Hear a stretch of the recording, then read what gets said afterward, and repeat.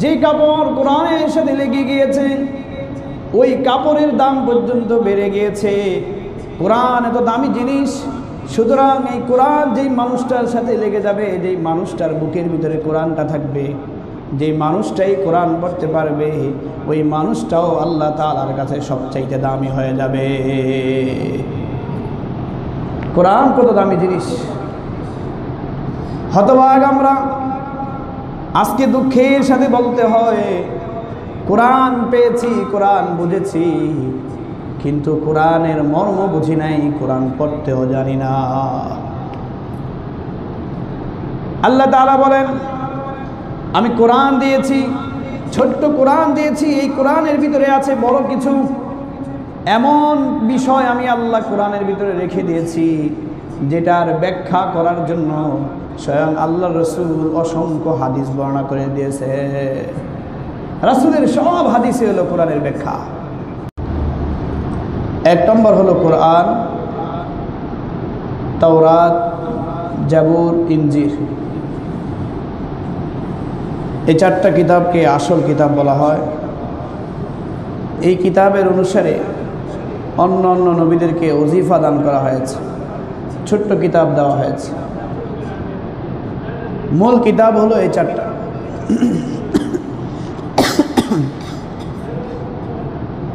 চারটা কিতাবের ভিতরে যা আছে আল্লাহ তাআলা অতি সংক্ষেপে ওই কথাগুলোকে কুরআনুল কারীমের ভিতরে উল্লেখ করে দিয়েছেন। সুবহানাল্লাহ।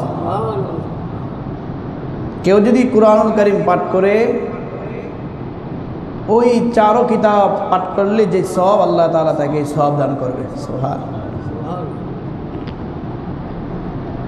পুরা কুরআনুল কারীমের ভিতরে যে আলোচনাটা আছে, যে বিষয়টা আছে, আল্লাহ তাআলা এটা সংক্ষেপে সূরাতুল ফাতিহার ভিতরে নিয়ে আসছেন। সুবহানাল্লাহ।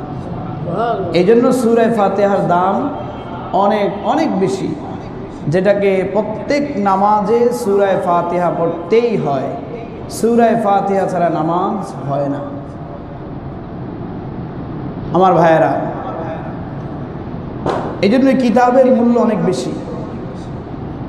সমস্ত কিতাব থেকে সবচেয়ে দামি কিতাব ছিল আমাদের নবী সাল্লাল্লাহু আলাইহি সাল্লামের উপরে নাজিলকৃত কিতাব। এই কিতাবের মূল্য অনেক বেশি। এই কিতাবকে যারা গ্রহণ করে নিয়েছেন, সত্য বলে মেনে নিয়েছেন, আল্লাহ তাআলা তাদের মর্যাদা, তাদের দামও বাড়িয়ে দিয়েছেন। সুবহানাল্লাহ। এই কিতাব আল্লাহ তাআলা যেই রাত্রিতে নাজিল করেছিলেন, ওই রাত্রিটা দামি রাত্রি হিসেবে পরিণত হয়ে গেছে একমাত্র এই কোরআনের কারণে। লাইলাতুল কদর রাত্রি, শবে কদরের রাত্রি যেটাকে আমরা বলি, এই রাত্রিতে নাজিল হওয়ার কারণে আল্লাহ তাআলার কাছে এবং পৃথিবীর সব মানুষগুলোর কাছে আল্লাহ তাআলা এই রাত্রিকে দামি রাত্রি হিসেবে ঘোষণা দিয়ে দিলেন। লাইলাতুল কদরি খায়রুম মিন আলফি শাহর। এই রাত্রিতে ইবাদত করলে খায়রুম মিন আলফি শাহর, 1000 মাস ইবাদত করার চাইতে উত্তম। এই কোরআন যে মাসে নাজিল হয়েছে, আল্লাহ তাআলা ওই মাসটাকে পর্যন্ত বরকত দিয়েছেন। ওই মাসে একটা নফল ইবাদত করলে 70টা নফল ইবাদতের সওয়াব দিয়ে দেয়। সুবহানাল্লাহ। ভাইরা আমার, এই কোরআন এত দামি। এই কোরআন যে ফেরেশতা নিয়ে এসেছে, আল্লাহ তাআলা এই কোরআনের কারণে ওই ফেরেশতাকে সমস্ত ফেরেশতাদের ভিতরে দামি বানিয়ে দিয়েছে। এই কোরআন যে নবীর উপরে নাজিল হয়েছে, যে নবীর উপরে এই কোরআন নাজিল করেছেন, আল্লাহ তাআলা ওই নবীকে পৃথিবীর সব নবীদের চাইতে শ্রেষ্ঠ নবী হিসেবে ঘোষণা করেছে। এই জন্য এই কোরআনওয়ালা নবী পৃথিবীর সর্বশ্রেষ্ঠ নবী। এই কোরআন যে কাঠের উপরে রাখা হয়, ওই কাঠ পর্যন্ত দামি হয়ে যায়। আমরা কাঠের উপরে ঘুমাই, ওই কাঠের উপরে পা রাখি, কিছু মনে হয় না। কিন্তু যেই কাঠের সাথে কোরআন লেগে গিয়েছে ওই কাঠকে আমরা সম্মান করি। কাপড় পরি, কাপড় মাটিতে পড়ে যায়, যে কাপড় কোরআনের সাথে লেগে গিয়েছে ওই কাপড়ের দাম পর্যন্ত বেড়ে গিয়েছে। কোরআন এত দামি জিনিস, সুতরাং এই কোরআন যেই মানুষটার সাথে লেগে যাবে, যেই মানুষটার বুকের ভিতরে কোরআনটা থাকবে, যেই মানুষটাই কোরআন পড়তে পারবে ওই মানুষটাও আল্লাহ তাআলার কাছে সবচাইতে দামি হয়ে যাবে।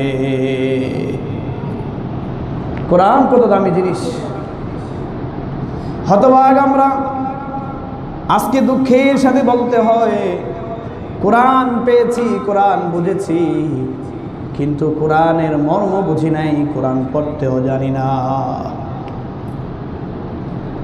আল্লাহ তাআলা বলেন আমি কোরআন দিয়েছি, ছোট্ট কোরআন দিয়েছি, এই কোরআনের ভিতরে আছে বড় কিছু এমন বিষয় আমি আল্লাহ কোরআনের ভিতরে রেখে দিয়েছি যেটার ব্যাখ্যা করার জন্য স্বয়ং আল্লাহ রসুল অসংখ্য হাদিস বর্ণনা করে দিয়েছে।